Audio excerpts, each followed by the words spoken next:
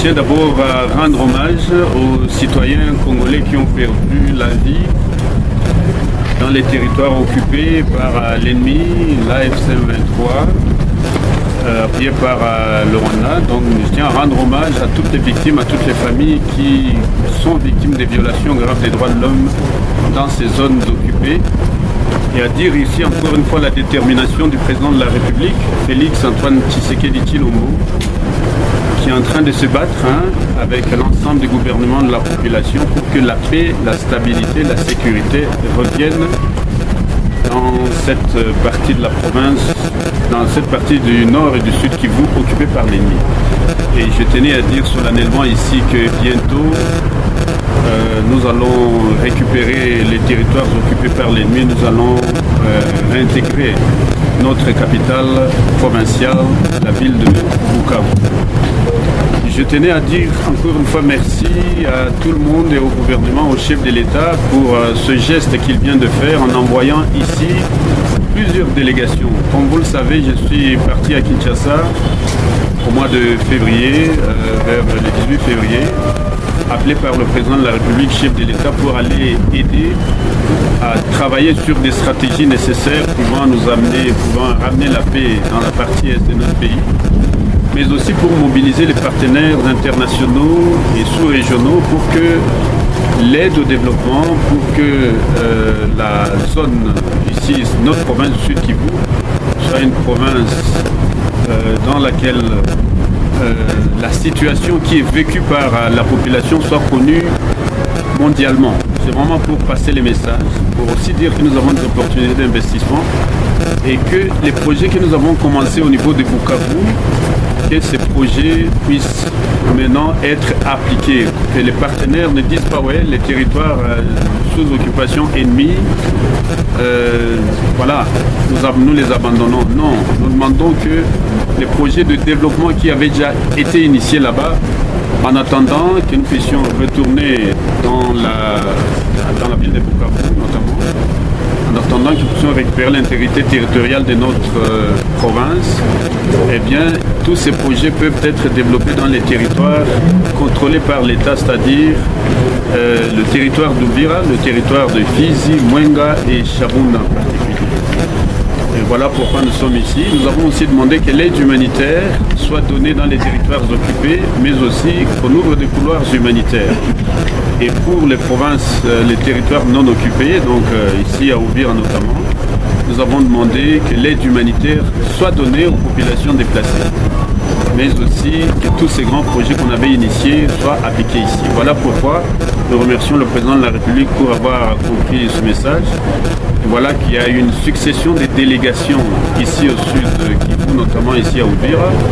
Vous avez vu notre sœur, Madame Denise Nyakero, la première dame qui a assisté aux populations réfugiées au Burundi. Vous avez vu qu'elle était passée ici avec la ministre des Droits de l'Homme. Vous avez vu sûrement le vice-premier ministre, le ministre de la Défense nationale, le chef d'état-major de l'armée. Nous avons vu aussi beaucoup de délégations. Aujourd'hui, c'est la ministre des Droits de l'Homme qui est passée par ici, Madame Chantal Tchambou, envoyée par le gouvernement, le président sur instruction du président de la République. Et ici, elle est représentée par son directeur de cabinet adjoint qui va passer un petit mot. Mais avant cela, nous sommes venus ici aussi pour apporter une petite assistance humanitaire à nos populations déplacées ici à Kilomoni, mais aussi aux populations sinistrées de la commune de Kasenga, d'où nous venons.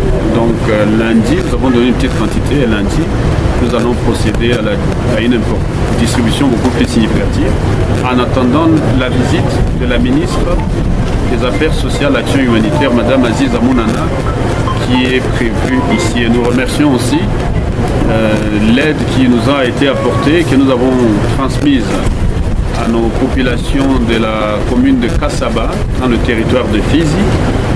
J'ai envoyé moi-même j'y ai été, mais j'ai envoyé à 3 reprises maintenant mon vice-gouverneur, Jean-Jacques Elakano, qui est parti donner de l'aide humanitaire là-bas. Nous sommes très ravis et nous remercions encore une fois le président Félix Antoine Tshisekedi Tshilombo et tous les partenaires du gouvernement quant à ce. Merci beaucoup, monsieur le gouverneur. merci de nous recevoir ici chez vous, temporairement, nous l'espérons. Oui. Nous espérons que, comme vous l'avez fait savoir à nos chers amis ici, que la guerre s'arrêtera, oui, et que la paix reviendra. Mesdames et messieurs, membres de la presse, chers partenaires de médias, permettez-moi de tout d'abord vous partager les sincères remerciements de la ministre pour votre présence aujourd'hui et aussi pour la couverture que vous avez faite de cette mission et surtout le professionnalisme qui a été exemplaire jusqu'à présent, et pour cela je tenais à vous remercier. Permettez-moi aussi de vous présenter les excuses de Madame la ministre. Cet échange aurait dû se tenir, il me semble, hier, mais dû à certains impératifs liés à la mission, nous avons été forcés de la faire aujourd'hui. Elle présente ses excuses de ne pas pouvoir être là aujourd'hui, mais vous savez que la situation chez nous est très dynamique, et donc elle change et elle a besoin que nos autorités puissent être présentes à tout moment. Je voudrais également saluer, avec tout le respect qui lui est dû, son Excellence Félix Antoine Tshisekedi Tshilombo, pour sa vision humaniste et son engagement constant envers les populations des 26 provinces de la République démocratique du Congo. Et ça depuis le début de son mandat et même encore avant, quand il n'était pas président et simple citoyen. Nous sommes venus ici à Uvira dans le cadre d'une mission officielle du ministère des Droits Humains avec un double objectif. Et premièrement, nous souhaitions évaluer les conditions des vies des déplacés en situation ici à Uvira, mais aussi certains de nos compatriotes qui se trouvent à Bujumbura. Et en deuxième point, mais pas des moindres, renforcer la sensibilisation au respect des droits humains, même en contexte de conflit. Ce n'est pas parce que nous sommes en conflit que les droits humains doivent être arrêtés. Même dans la guerre, il y a des règles à respecter. La ministre des Droits humains fait un constat sur le terrain. Hier, le jeudi 29 mai, nous avons entamé la visite par le site des déplacés de Kilimoni, où son Excellence Madame la ministre des Droits humains a rencontré des compatriotes venus des Calais, Goma, Bukavu, Kabare et des autres zones touchées notamment par les inondations et occupées illégalement par les ennemis de notre pays.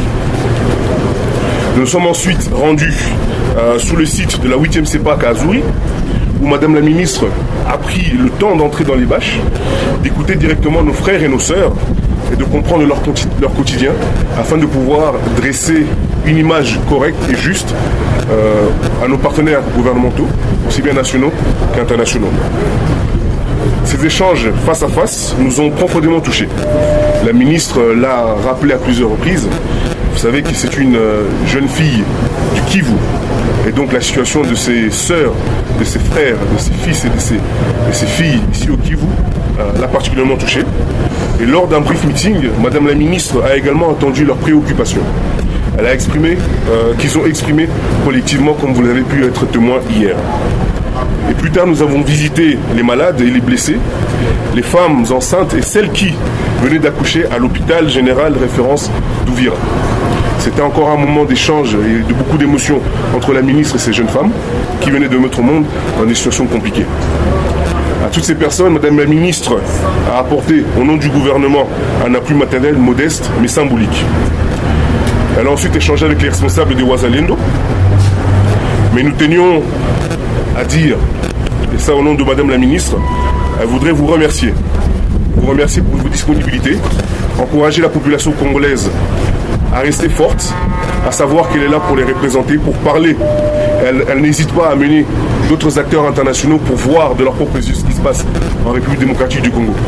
Nous vous remercions pour votre disponibilité et nous tenons à vous remercier les populations du Sud Kivu que nous avons visitées, qui restent forts et qui n'hésitent pas à dresser le drapeau haut pour que la République ne puisse pas tomber. Merci beaucoup.